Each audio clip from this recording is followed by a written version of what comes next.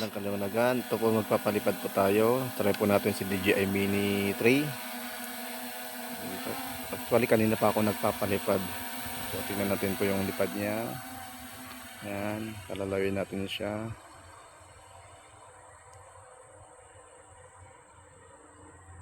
Hindi natin siya pwedeng palayuin na mas malayo kasi ang battery na lang niya is nasa 45% na lang, mga kapatid. Iikot-ikot lang natin dito siya. Yan, taas natin konti, baka maano ng ano. Nasa 15. Ano nang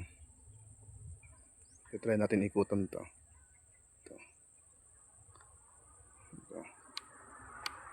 Try natin ikutan tong ano, puno. Yan.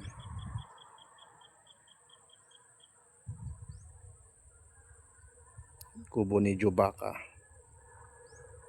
Iniikutan na ni drone. Kami pisampahan pa doon.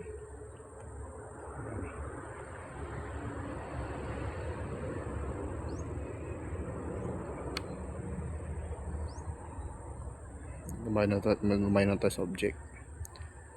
Siya, may mga ibon doon. Huwag sanang ano. Focus lang tayo dito. Yan. Tapos yan, ikutan niya na.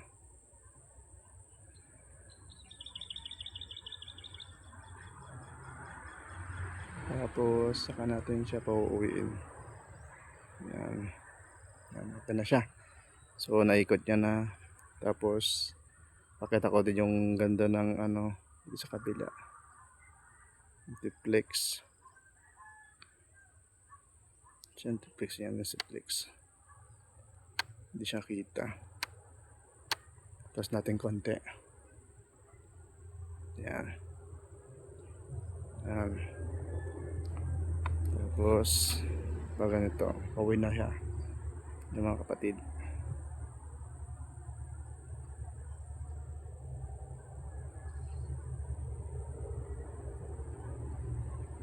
Tatlong GNT yung nakakita. Diyan na yung mga order ninyo. Yan. Masyado siyang mababa dahil may mga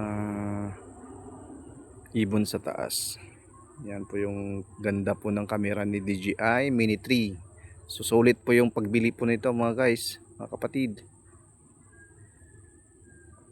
Sulit po si DJI Mini 3 sa mga beginner yung tulad ko po. Ito po ang may re-recommend ako po sa inyo na drone. Sulit po. Taas natin konti kasi makukuha siya ni kahoyhan. Yung ganda ng aming lugar. Kapatid yan.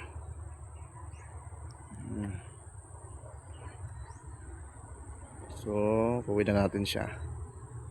Delikado na. Malayo na siya eh.